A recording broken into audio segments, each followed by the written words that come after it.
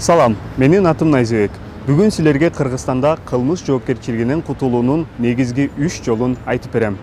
Сен талап тоноп, пара алып, жада калса адамдарды уурдап, аларды кыйнаган күндө дагы эркиндикте калып, же тез эле кылмыш жоопкерчилигинен кутулуп кете аласың. Кантип?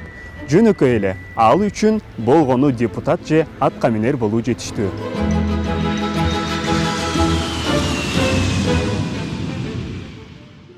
Прокуратуранын маалыматына ылайык, акыркы 5 жылда коррупциялык жана кызматтык кылмыштардын саны 6 эсе өскөн.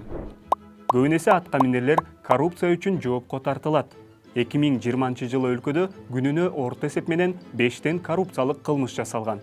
Андан тышкары атка минерлер алдамчылык, шылуундук, имаратты басып алуу, мародёрлук, ал тургай уюшкан кылмыштуу топ түзүү үчүн соттолушкан. Кээде ЖМКларда катаал жазалар кабарланат.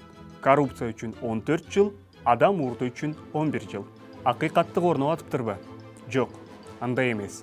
Биз УКМК, ИИМ жана башкы прокуратуранын 2015 жылдан 2020 жылга чейинки пресс-релиздерин чогултуп, 6 жыл аралыгында бери дегенде 98 атка минерге кылмыш иши козголгонун аныктадык.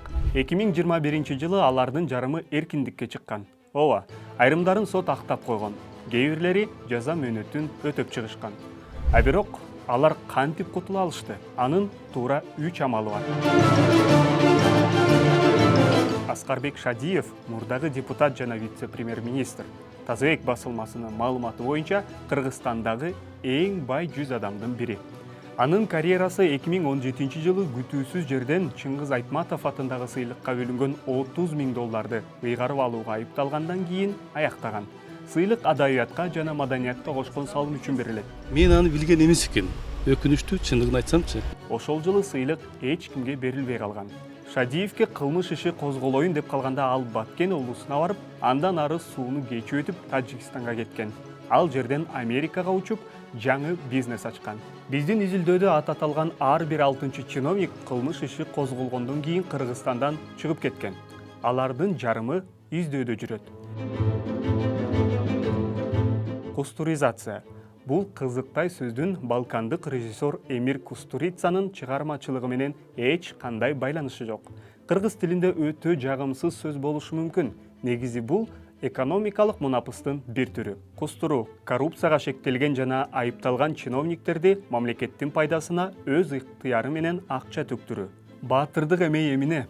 Манчыркаган байлар тоноп кеткендердин бардыгы кедей мамлекеттин казынасына түшөт. Бирок иш жүзүндө баары анчалык жомоктогудай эмес. Райым Миллион деген каймана ат менен таанымал кыргыз бажысынын жетекчисинин мурдагы орун басары Райымбек Матраимовдун аркасы менен журналисттик иликтөөлөргө таянсак, бажыда коррупциялык схема түзүлгөн. Ал таасирдүү Абдукадыр кланы менен анын шериктерине аткезчиликтен киреше таап, Кыргызстандан $700 миллион ашык акчаны чыгарып кетүүгө жол ачкан. Матраимов сотто коррупционер экенин мойнуна алып, тергөө менен келишим түзгөн. Матраимов соттун эсеби боюнча канча акча төккөнүн билесизби?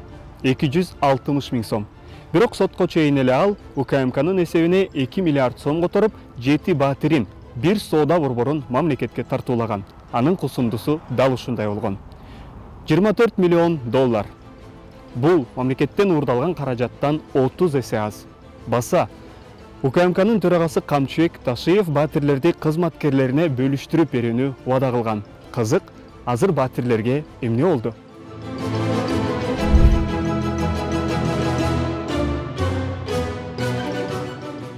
Кустуризациянын механизмдери бүдөмүк. Зыянды ким кантип аныктайт, кылмыш иштери жабылгандан кийин акчалар кайда түшөт, бюджетке түшөбү жокпу, же укук коргоо органдарынын эсебинде калабы белгисиз. Бирок негизгиси төлөмдүн бардыгы сотко чейин өндүрүлөт. Укук коргоочулар кустуризацияны жазаны жумшартабыз деген шылтоо менен акча опузалоо деп аташат. Кустуруу киргенден бери соттор атка минерлерди реалдуу же шарттуу жазага азыраак тарта баштады. Өкүмдүн дээрлик 40%-ын штрафтар түзөт. 2015 жылы прокуратуранын тергөөчүсү Кылычбек Арпачиев $100 миң пара алып жатканда кармалган. Алгач ал коррупция беренеси менен соттолуп, 14 жылга эркинен ажыратылган. Бирок көп өтпөй сот өкүмдү жеңилирээк жазага алмаштырган. Кызмат абалынан кыянаттык менен пайдалануу жана пара опузалоо беренелери колдонулган. Бул жаза мөөнөтүн 4 жылга кыскартып, аны жата кабакка которууга мүмкүндүк түзгөн. Мисалы, азыркы президент Садыр Жапаров. Ал Атамбаевдин тушунда бейбаштык, күч колдонуу, барамтага алуу беренеси менен соттолгон. Ал эми 2017 жылы Жапаров 11 жылга кесилген. 2020 жылдын октябрында тарапташтары аны колониядан бошотуп, биринчи премьер-министр, андан кийин президент болду. Ал эми кылмыш иши кайрадан каралган. Ал уникалдуу деле эмес.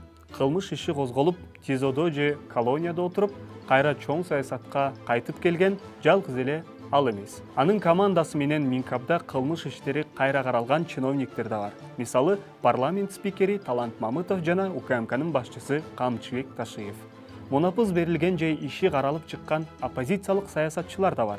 Мисалы, Өмүрбек Тикабаев жана Бектур Асанов. Демек, Кыргызстанда атка минер же саясатчы болуу кыйла пайдалуу. Негизинен орто эсеп менен алганда 5 жылда бир жолу өлкөдө революция болуп, бийлик күч менен алмашат. Ал эми мурдагы жемкорлор кыйынчылык тартышат. Биз белгилеген мисалдарда айтылгандай, ал кыйынчылык узакка деле созулбайт. Себеби бул чиновниктер чындап кылмышкер болгон күндө дагы саясий туткун болгон деп кое алышат. Ал тургай чоң саясатка кайрадан аралашып кетиши толук мүмкүн.